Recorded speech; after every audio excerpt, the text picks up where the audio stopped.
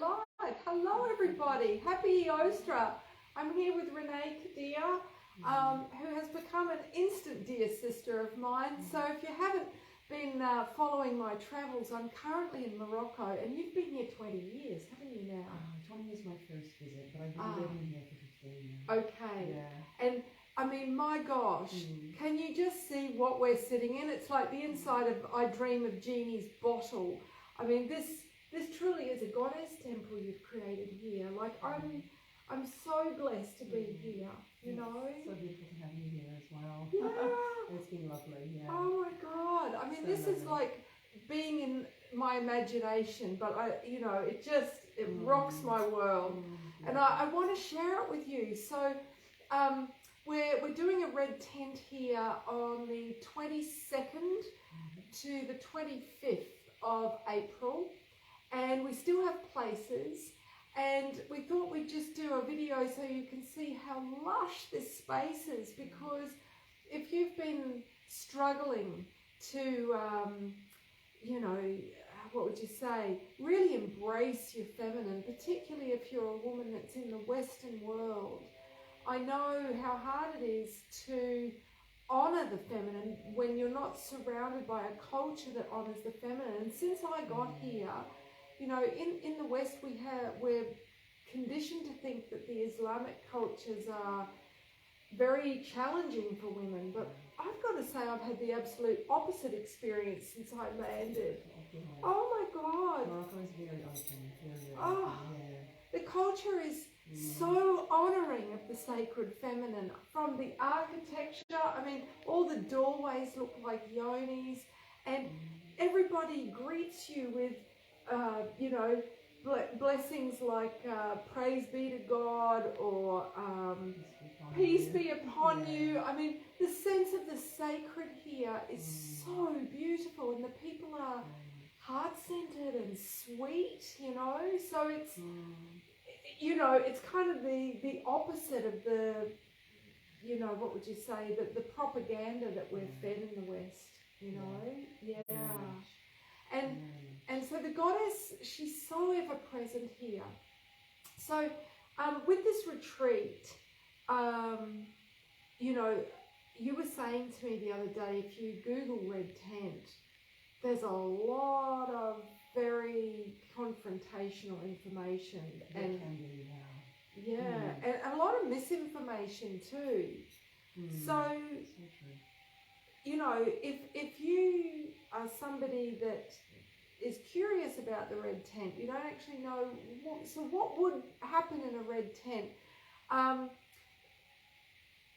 First of all, I'd like to say, you don't have to be menstruating to come into the red tent. A lot of people think that it's somewhere women just go and bleed, and that's not true. You know, it's a place of sanctuary. It's a place to come and replenish, you know. So if you haven't had the space to really nurture yourself and to feel held in a safe space for your own process to reconnect with your soul, then that's what this event is for. It's to offer a space where you can journey to reconnect with yourself, to really get clear on what it is you need, what it is moving forwards, the actions that you need to take to really be aligned with your deepest core values. I mean, you offer red tents as well. You see the impact that it has on women, like women that come to your red tents here. What kind of impact does it have on them?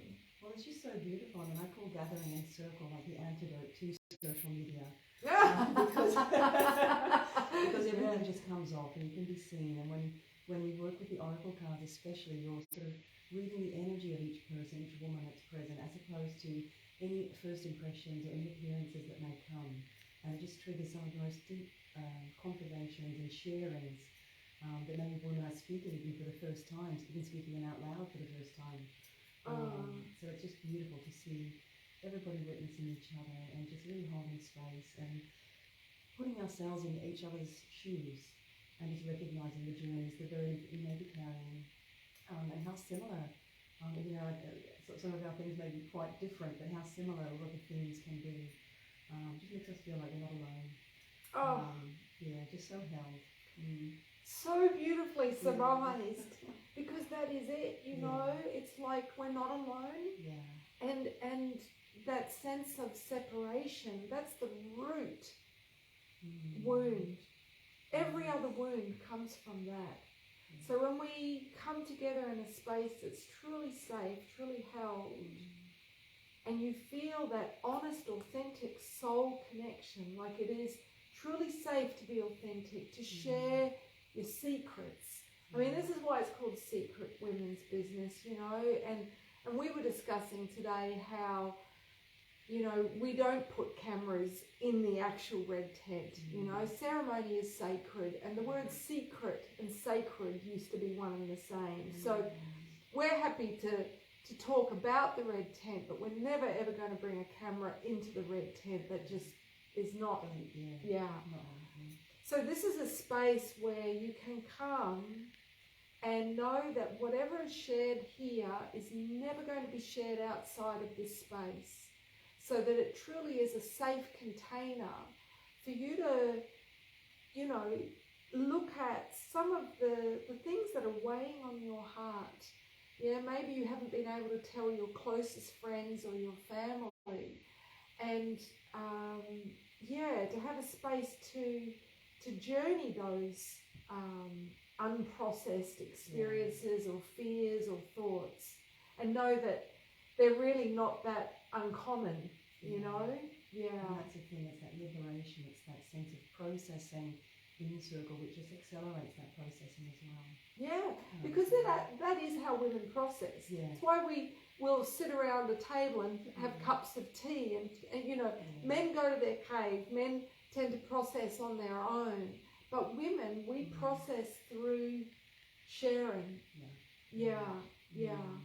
So for those of you, if you're feeling a bit, I don't know, uninspired, a bit stuck, a bit, you know, oh, is this all there is? A bit run down with the monotony of the mundane routines of, you know, having to always keep up to a schedule, whether it's work or getting kids off to school, you know, then it's kind of like, what's it going to take for you to give yourself that time apart? You know, the holy days were the days set apart, when we would give to ourselves time away from the everyday and mundane responsibilities and commitments. And that is the most precious time. It's like getting a drink of water in the desert, you know. It's time for ourselves. And a lot of women don't give themselves that, you know, and then it manifests as illness.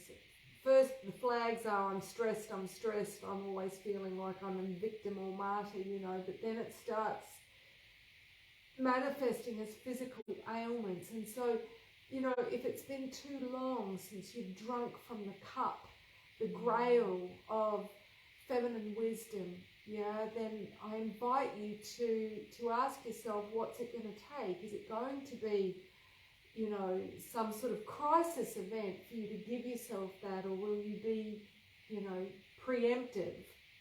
I don't know. Do you want to speak to that at all? Or yeah, I guess just the beauty of the retreat program as well. I mean, we've done some of the other events here. And then you arrive, you sort of hit the ground running. Yeah. And it was just such such sacredness in the events. Especially the full moon was really lovely. It would just be lovely to journey through that again in different ways over the 3 days, going into the red tent. It was really beautiful. Yeah. Very beautiful. Yeah, and look, everything here, I love that the calendar and the holy days all centre around the moon, you know, which harks back to when the goddess was venerated here overtly. And, you know, as you said, we celebrated full moon this week, and full moon, this was the first full moon after the spring equinox here in the Northern Hemisphere. And in the ancient world, that day was celebrated as Eostra, which is where Easter was taken from. So for those of you around the world that are celebrating Easter this weekend, it came from the ancient fertility festival of the goddess of love, of Venus. And where we are here in Morocco, the flag is the five-pointed star, the pentacle, which is the symbol of Venus, the symbol of feminine wisdom, which is necessary for us to be loving, to be embodying love. And that's what I've most been touched by in this country, is the sense of love. Like, it's so Venusian, you know, from the exotic fruits to, you know, everything is, like you were saying, the land is so fertile, and the textiles, like, you can't not be in the feminine here. You know, so many women, they are masculine dominant because the culture is reflecting back to them. They've got to keep going, do, you know, putting thoughts before feelings, like everything is saying, be in the masculine. But here, everything is an invitation to be in the feminine. So, you know, I want you to come and dive in with us and to experience how special it is here. And it will reawaken the ancient parts of you that remember what it was to have these practices, to have these sacred spaces that so honoured the sacred feminine. It just expresses through all these fine details. I mean, really when you look, there's just these beautiful, intricate, ornate details that just make you stop and just pause, admiring the beauty of just common everyday, whether it's a cushion or a little bit of, you know, fireplace or whatever it might be, a teapot or a tea glass. There's just so much to just draw you in. And just really get into that yin, just observing the beauty and the colours, the textures and all of that. So, oh, absolutely. And there's just a softness, you know, whether it's a softness around the concept of time, you know, we're on Moroccan time here, you know, but it's like all the edges soften. And when you're in a culture like that, you know, with soft interiors, you know, and it just invites us to soften, you know, and when we're hard, we're rigid, and that's when we're not as adaptive to change. And these transition times that we're in, we're having to be more adaptive than ever before, you know. So if you're somebody that always keeps to a schedule and, you know, tries to be in control for fear of the feminine, for fear of the chaos, of everything, you know, going to, you know, to the unknown, then this is probably the medicine you need. Because the thing we fear most is actually what we need. And things haven't gone according to plan for us here, but the fruits in that, the blessing in that has been just gorgeous, you know. It makes us laugh all the time, you know. So, you know, look, there'll always be a reason to refuse the call of the soul, which is, you know, perhaps Morocco's been on your bucket list as it had been for mine for many, many years. And, you know, the mind, the ego, the part that wants to keep us safe always says no to the call of the soul. It's like, you know, I couldn't take time off now, the kids need me, or, you know, there's always a reason. But in these transition times, I think it's never been more important to prioritize the call of the soul, which is what is my inner self telling me I need. And if we're overriding the needs of the inner self, often we start experiencing more and more obstacles and more stress in our external world as a kind of a push to go within. And it can be hard to go within when we're on our own. But when there is a program that takes you step by step down into the inner realms, and, you know, facilitators that are experienced group facilitators that can just cushion and midwife your process, it becomes pleasurable, you know? Just open into the whole experience. It's just, the more present, the more intentional you show up and turn up, answering that call, the deeper you can go, and the more, I guess, transformation that you'll experience. It will become like a turning point of life prior and then life afterwards. Truly. That is what I find, Yeah. And, you know, for the women out there that perhaps have never sat in a women's only community practice like the Red Tent, which is a moon lodge in the Native American tradition, I understand there can be reticence, there can be resistance, because maybe the only all-female spaces that you sat in weren't safe. You know, maybe there were mean girls, maybe there was unspoken competition, such as mother groups where, you know, there was this unspoken competition about whose child was crawling first, or, you know, eating solids first, or maybe in high school, you know, the pecking order. And so it can be really healing to step into a women's space that is facilitated, where the shadow feminine is not running the show, you know, because, you know, if we haven't sat in a conscious women's space, it means that we're missing out on sisterhood, and that's a special gift that we can give to ourselves, you know, like we have laughed so much in the last few days, and it's often about the taboo things, you know, like when we put the microphone down here and we were laughing about, we just ate a bowl of lentils, and we're like, well, if we fart, that's going to go right out, you know, and just, we're constantly laughing about the taboo things, and that's something that happens in a women's only space. In fact, there's an archetype called Balbo, who's known as the clown goddess in the Greek mythology of Demeter. And there's a beautiful painting of Demeter, which is pretty much your mum. I mean, she looks like you. She's just gorgeous with her bowl of, is it apples that she has? I thought it was peaches, maybe. Okay. But she's one of these beautiful desert women. How do you say that? Berber? The Berber. The Berber women.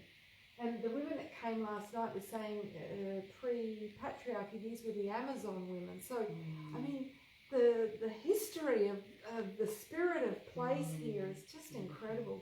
You know, what the hell was I going on about? The taboos. Balbo. So Balbo, she's an aspect that comes out when women feel safe enough to speak about the taboo and to laugh about, you know, the things that we don't talk about in mixed company, or the things that we don't talk about in front of women that might shame you by saying, oh, that's too much information. The women that can't handle the whole truth. Whereas when you step into this space, we welcome the whole truth. There is nothing that you can't share that will be shamed, will be judged, you know, and we don't have a lot of those spaces in our modern culture, if any, where women are encouraged to share everything, you know.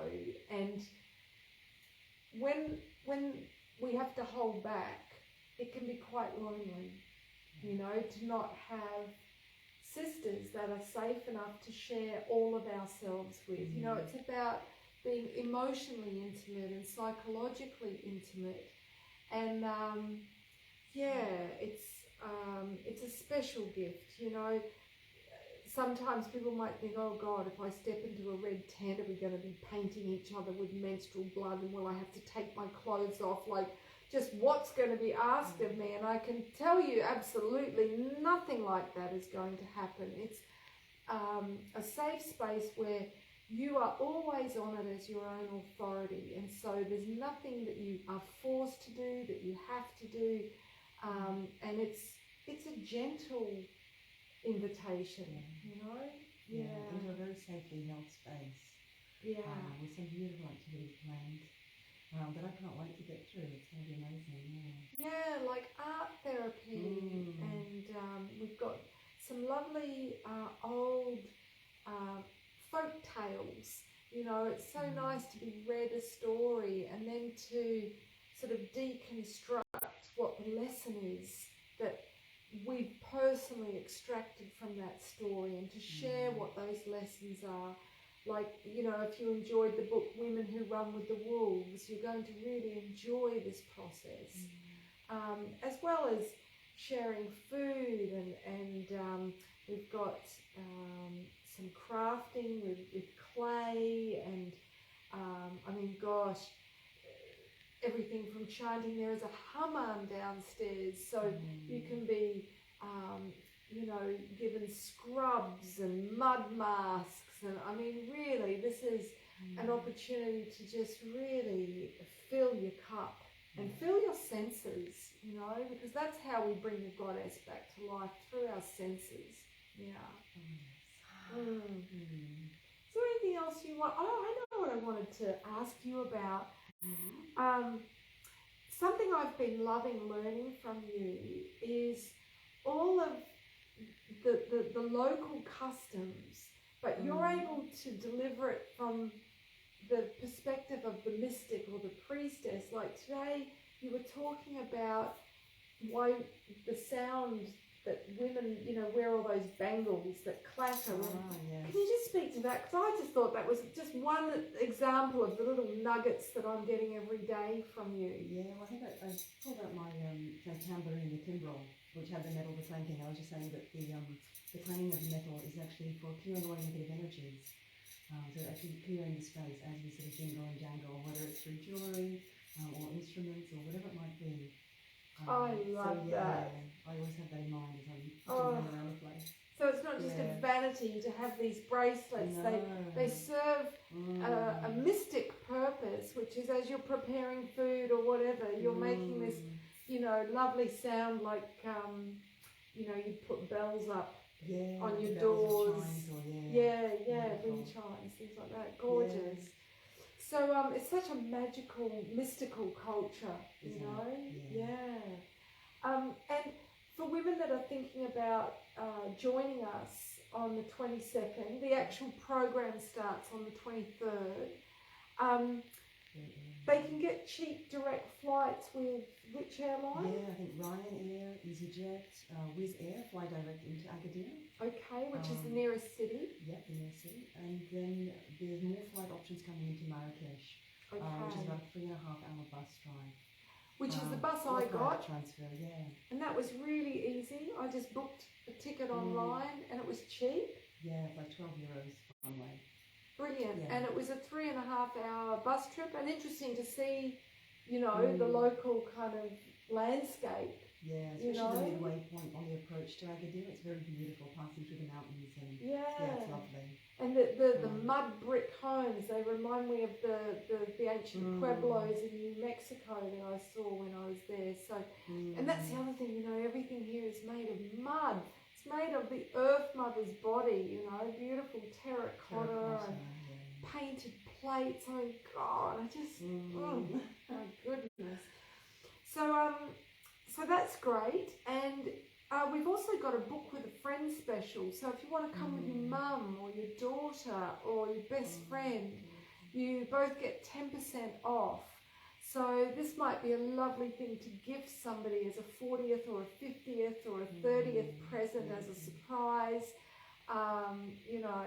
And there's a beautiful beach just here I went down to see today, and there's local spice markets, and you know, so you might want to just extend by a few days either side. I mean, I spent a few days in Marrakesh before I came down here, which was just sublime.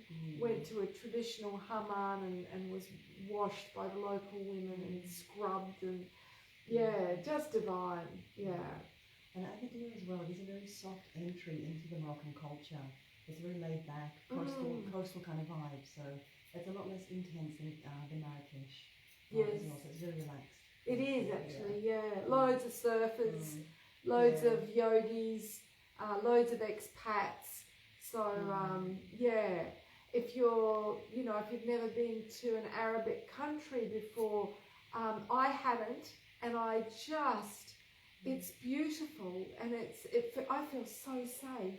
Like the interactions I've been having with men, you know, when I walked down to the beach today, And also, even when I was in Marrakesh, they've been so sweet and kind and patient and reverent, you know. So very honouring, yeah. Really, Yeah. really, Yeah. they relate to me as a sister, and I haven't felt that from men since I was in Bali. So it's, you know, as a Western woman, we're used to being evaluated instantly in a gaze, you know, as to whether how sexually attractive a man finds you. It's predatory to gaze, you know, you're either dismissed as invisible if you're not attractive to them, or you're prey.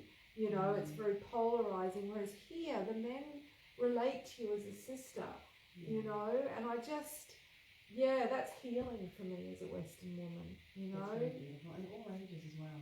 Yeah, across truly. The board, across the board, I've had schoolboys wave and say hello, and elder men, and and young men, like, absolutely. Everybody, There's this real sense of family here. Very strong family culture, Really, And at the moment we're in Ramadan, but that will be closing, we'll be finishing just before the retreat. Exactly, like a day before. So when people sight this new moon, it's when Ramadan finishes. So, and it's also going to be an eclipse, a very, very powerful eclipse. So you might find that you have stuff coming up for you before this eclipse and into this eclipse, which is a total solar eclipse on the 20th. In fact, it starts off as a partial eclipse, and then it becomes a total eclipse. So this is, what's it called, a hybrid? A hybrid eclipse. Hybrid eclipse. We haven't had one in 10 years, and we won't have another one for 10 years. So this is a very potent eclipse. It's going to be visible in Australia and in Indonesia and in East Timor, so they're going to feel it very intensely. But being a total solar eclipse, everyone's going to feel this, believe me. So we're in eclipse season now after the full moon we had yesterday, so you're likely to have stuff coming up, and that stuff could really be around your core wounds, because it's in Aries. In Aries we have Chiron, the wounded healer in Aries at the moment. And, you know, Aries can bring up where we feel alone. And maybe where we hide out, where we avoid groups, where we avoid intimacy in order to stay safe. But really what we need in order to heal is connection. So perhaps if it was in a group situation that you were wounded, ironically it's going to be in a safe group environment where you get the opportunity to heal that wound. So I was bullied in high school. I don't know how, were you bullied by mean girls ever? Not so much, I was a bit alone. You were alone? Yeah, a little bit more alone. Okay. With a few separate circles that I would sort of journey across, I see. So when did you step into women's circles, like as a loner, was that? Well, I did, and it wasn't until I came across your work. Oh, okay. That I never actually stepped into a women's circle till hosting my own. Yeah, wow. So yeah, I know I've been living here for a very long time. Quite isolated from relationships and friendships that I had when I was growing up.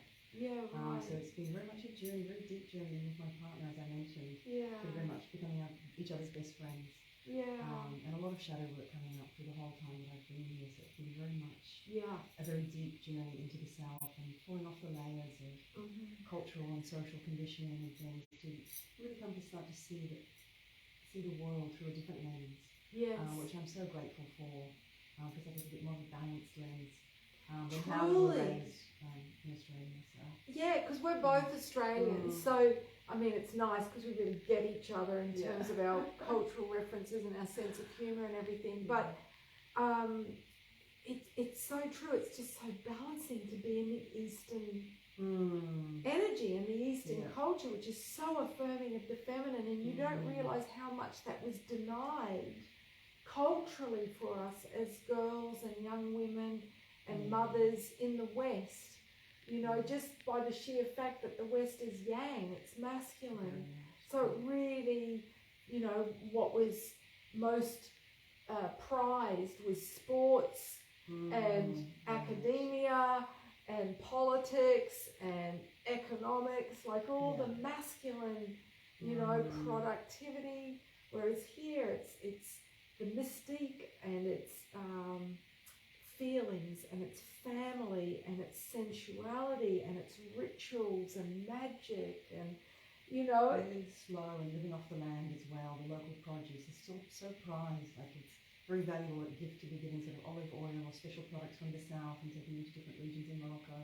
So they very much value so much the natural produce, things that are of the land, things that are just natural sort of buildy products that are original or unique, special to Morocco as well. I loved you talking about the bread because every morning you get the local bread, which is like a cross between a pastry. No, these ones as well, which are divine. I don't know if you can see these on camera. Look at these. I mean, these beautiful round flatbreads. They're so easy to break as a sharing piece. You know, when we speak of breaking bread with each other. But you know, of course, because it's a blend of Arabic and French cultures here, you get all the pastry as well. Like the food here is amazing. Slow cooked tagines and olives and oh my God. But yeah, so where was I going? The bread. And I was worried. I said, oh, I couldn't finish my bread and I didn't want to waste it from breakfast, so I wrapped it up to have it later in the day. Tell us what you said to me about how bread is viewed here, because this touched me. Yeah, well, bread is sacred. It is never, ever thrown in the bin. It will always be kept on the side and given to those who want to collect it, whether it's for animal feed or for their own purposes. So it's never, ever mixed, contaminated with other rubbish or other things. In every household across the country. Because, you know, bread was seen as the staff of life. Like if we see the mother goddess, she's often shown with a sheaf of wheat, you know, because it was when we realised that wild wheat could be harvested that civilization began. You know, that was what the role of women was. We civilized the wild by creating agriculture, which was once a sacred art. And so here there's more connection with the ancient world and with the sacredness of the ancient world that's been lost in the modern progress of the West. And it's like falling into a lovely, deep, warm bath. It's like a coming home, you know? Yeah, it's so good for the nervous system. Very much.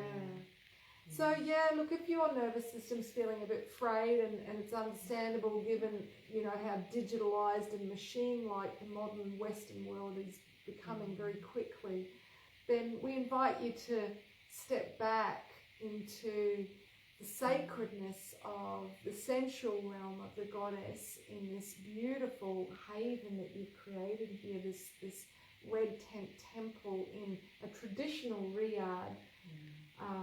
And yeah, we'll put the link in. So yeah, if it calls to your soul, I invite you to follow the call of your soul and join us for 3 days to journey and give your feminine self a deep, nourishing drink. Yeah. Beautiful. Thank you so much for hosting me here. It's been a pleasure, absolute pleasure, and it's going to be beautiful. What's to come for the rest of the month? So beautiful. Yay! All right. Well, we'll see you soon, and blessings on your Eostra, however you're celebrating that, and or on your Ramadan, however you're celebrating that, or just on your weekend, which of course the Sabbath. Saturday, which came from Sabatu, the full moon of Ishtar, the goddess of love in the ancient world. So, ciao for now. Thanks for watching. Feel free to share the video. Okay, bye everybody. Ciao. I'm going to finish.